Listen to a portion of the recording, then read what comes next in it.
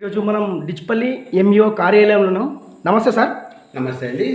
Sir ఇక్కడ government schools ఎన్ని ఉన్నాయి సార్? గవర్నమెంట్ స్కూల్స్ మొత్తము మన హై స్కూల్స్ 14 స్కూల్స్ ఉన్నాయి.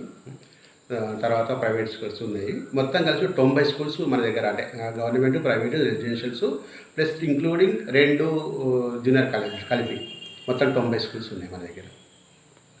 అలాగే సార్, ఇప్పుడు మన ఊరు మనబడి కింద ఎన్ని పాఠశాలని తీసుకున్నారు సార్, పరిగణలోకి తీసుకున్నారు సార్ మన ఊరు మనబడి? ఒకటి గత ప్రభుత్వంలో ఉన్నప్పుడు ఈ ఎంఓఎంబి వారికి సంబంధించినటువంటి పాఠశాలలు కొన్ని ఎంపిక చేయడం జరిగింది మన మండలం వల్ల.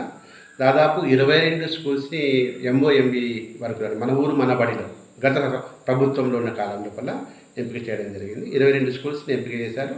అందులో ఒక 5 స్కూల్స్ వరకు, ఒక 6 స్కూల్స్ వరకు అసలు ఏ పని అంటే జరగలేదు. ఒక రాంపూర్ స్కూల్లో అయితే యాక్చువల్గా ఎస్టిమేషన్ కూడా జరగలేదు, దాంట్లో పని కూడా జరగలేదు. మిగతా స్కూల్లో పనులు జరిగినాయి సార్? ఓకే, పనులు అంటే ఎంఓఎంఈలో శాంక్షన్ అయిన దాంట్లో అంటే ఎస్టిమేషను చాలా వేశారు. అన్ని స్కూళ్ళలో టాయిలెట్స్, తర్వాత ఎలక్ట్రిసిటీ, డ్రింకింగ్ వాటర్ ఫెసిలిటీస్, ఇలా చాలా గ్రామ పంచాయతీ తీర్మానం ద్వారా అన్ని స్కూళ్ళకి చేయడం జరిగింది. కానీ చాలా స్కూళ్ళల్లో పని ఇన్కంప్లీట్ ఉంది, అంటే చేయలేకపోయారు. ఆ తర్వాత దాని స్కీమ్ సంబంధించి కూడా ఆగిపోవడం జరిగింది. దాని ద్వారా ఎక్కడి పనులు అక్కడ ఆగిపోయినవి. కొత్త గవర్నమెంట్ వచ్చిన తర్వాత కూడా ఈ ఎంఓఎంబి స్కూల్స్ ఏవైతే శాంక్షన్ అయిన స్కూల్స్ ఉన్నాయో దాంట్లో ఈ మొన్న అమ్మ ఆదర్శ పాఠశాల దాంట్లో ఈ స్కీమ్లో ఇంక్లూడ్ చేయలేదు. దాని కారణంగా ఈ 22 స్కూళ్ళల్లో నష్టం అలాగే ఉండిపోయింది. అంటే అవికి కొత్త ఫండ్స్ వస్తలేవు, పాత ఫండ్స్ కూడా రావడం లేదు. దాంతో ఆ స్కూల్లో చాలా ప్రాబ్లమ్స్ టీచర్స్, హెడ్ మాస్టర్స్, పిల్లలు ఎదుర్కొంటున్నారు సార్. అలాగే కొన్ని గవర్నమెంట్ స్కూళ్ళలో అక్కడిక్కడ డబ్బులు వసూలు చేస్తున్నారండి, కొంచెం వినిపిస్తుంది సార్, అది నిజమేనా సార్? అక్కడిక్కడ డబ్బులు వసూలు చేస్తున్నారని మా దృష్టికి వచ్చింది సార్, మీడియా దృష్టికి. లేదండి, అలాంటిది ఏమి ఉండదు. ఒకవేళ మీ దృష్టిలోకి వస్తే నా దగ్గర దృష్టిలో తీసుకురండి. తప్పకుండా అలాంటి స్కూళ్ళ మీద తప్పకుండా చర్యలు తీసుకుంటాం.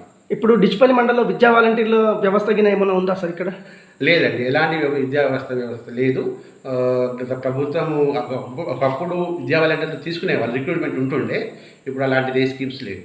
అంటే పర్టికులర్లీ స్కూల్లో స్కావెంజర్స్కు సాలరీస్ ఎవరు ఇస్తుంది సార్? స్కావెంజర్స్ సంబంధించినటువంటిది అమ్మ ఆదర్శ పాఠశాల యొక్క చైర్మన్ దాన్ని నియమిస్తున్నారు ప్రతి పాఠశాల లోపల. ఆ స్కావెంజర్స్కి శాలరీస్ గవర్నమెంట్ నుంచి వాళ్ళ కమిటీ ద్వారా ఉన్నటువంటి కమిటీ అకౌంట్లకి డబ్బులు వస్తాయి, వాళ్ళు ఇచ్చేస్తారు వాళ్ళకి. అంటే ప్రైవేట్లో, అంటే ప్రైవేట్ వ్యక్తుల దగ్గర కలెక్ట్ చేస్తారా, గవర్నమెంట్ ఇస్తున్న డబ్బులు అవి? ప్రైవేట్ నుంచి ఏమి కలెక్ట్ చేయరు, అది గవర్నమెంట్ నుంచి వచ్చేటువంటి స్కావెంజర్స్ డబ్బులు వస్తున్నవి, వాటిని వాళ్ళకు ఇచ్చేస్తారు. ఇప్పుడు స్పోర్ట్స్ గ్రాంట్స్ ఏమైనా వస్తున్నాయి సార్? School sports grants? అవునండి, ప్రతి స్కూల్కి స్పోర్ట్స్ గ్రాంట్స్ వస్తున్నవి. అవి స్పోర్ట్స్ సంబంధించిన మెటీరియల్ వాళ్ళు కొని పర్చేజ్ చేసేసి పిల్లలకి ఆటలకి మిగతా వాటికి ఖర్చు చేస్తారు. సార్, అలాగే ఇప్పుడు విద్యా హక్కు చట్టం కింద 14 ఏళ్ళ లోపు పిల్లలందరికీ ఉచిత నిర్బంధ విద్యా హక్కు చట్టం ఉంది కదా సార్. మన డిచ్పల్లి ఏమైనా బాల కార్మికులు ఉన్నారు సార్? దాదాపు ఎవరు బాల కార్మికులు లేరండి మన డిచ్పల్లి మండలం లోపల. దాంతోపాటు లాస్ట్ ఇయర్ మేము ఒక సర్వే చేసాము, తర్వాత విజిట్ చేసాము. ఈ ఎక్కడైతే 2 స్కూల్స్, సుద్దపల్లి హై స్కూల్ దగ్గర ఉన్నటువంటి ఇటుక బట్టి అవుతుందో అక్కడ మేము ప్రత్యేకంగా ఇటుక బట్టిలో పనిచేసే వాళ్ళకు కూడా ఒక స్కూల్ రన్ చేసాము. Okay, thank you.